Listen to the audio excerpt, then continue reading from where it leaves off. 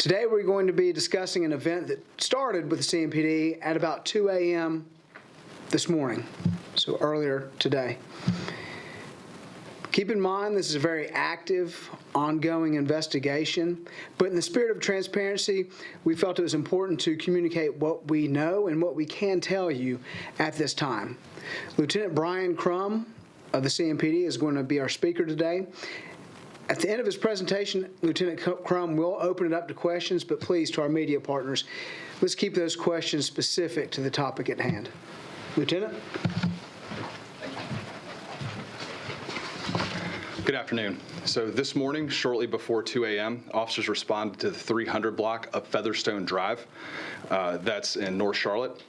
They responded to several citizen calls for service reporting that shots had been fired in the area. One of those callers also advised that they believe someone was trying to break into their home before they heard several gunshots fired. In fact, there were shots fired while our telecommunicators were on the phone with them. So this citizen calls for help. Hopefully we can share that audio with you later. We're working on getting that released to you so that you guys can hear what we heard. Our officers arrive within just a few minutes, about 4 or 5 minutes, and make contact with the person who had reported someone trying to break into their home, as well as several other residents on the street who were concerned about what was going on. So with the assistance of our community members, we were able to locate the person that was potentially involved in the calls for service or the reason for the calls for service. And we located at that time 32-year-old Javante Avery Williams. He was behind another home nearby on that same street on Featherstone. Officers immediately, when they saw Mr. Williams, realized that he was behaving erratically. His behavior was, he was excited in nature. He wasn't really actively communicating with officers and didn't appear to be in full control of his faculties. So officers began attempting de-escalation techniques, talking to him, trying to calm him down. During that time, they also asked for medic because of his behavior. So they were concerned about his well-being holistically. So as they attempted de-escalation techniques, Mr. Williams attempted to force entry to another home on that same street, at which time officers had to intervene and they took him into custody using what we would call soft empty hand techniques. They basically grabbed him, put his hands in handcuffs. They recognized that medical distress at that time wasn't just mental, but there was some other medical events going on with him. So they immediately placed him in the recovery position and had the medic respond that they'd initially asked for, let him know that we needed to help. So once medical personnel arrived, Mr. Williams was transported to the hospital and university area, and then he was transferred to Northeast Medical Center for more specialized treatment for his condition. Shortly before 10 a.m. this morning, Mr. Williams passed away as a result of the medical event.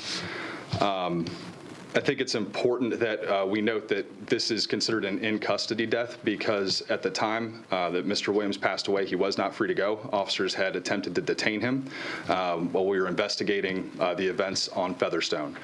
So for that reason, the SBI has come in to investigate. I think it's also important that we share with you some other facts that we noted. During officers' initial response, we located a handgun unattended in close proximity to one of the caller's homes. We also found evidence that that home had been shot into. There were also discharged cartridge casings. There were casings from a gun being fired on the scene, and narcotics were also, or suspected narcotics were located in close proximity to Mr. Williams. This investigation is very active and ongoing at this time. As I said, the SBI is here investigating the officers' involvement in the incident. The CMPD is conducting an investigation into that initial shooting call for service. And as always in any of these events, the Internal Affairs Bureau is conducting a parallel investigation into the events. I'll take any questions that you guys have right now. Again, realizing that they're somewhat limited based on how early this is and the SBI's involvement.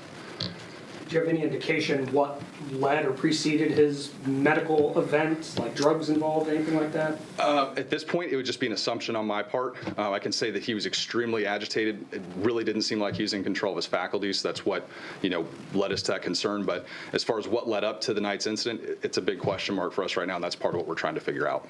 Do you know, was there any change in his behavior from, when medic picked him up and when he ultimately passed away at the hospital? No, he was certainly in medical distress from the time officers first saw him until, he was transported in the care of medical professionals.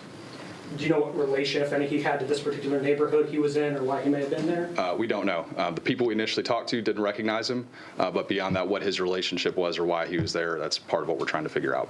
Is this someone you guys have come across to in the past at all that, anyone out there recognized from the department? Mr. Williams, we don't know much about Mr. Williams at this point. That's what we're looking into. Yeah. All right, thank you, guys.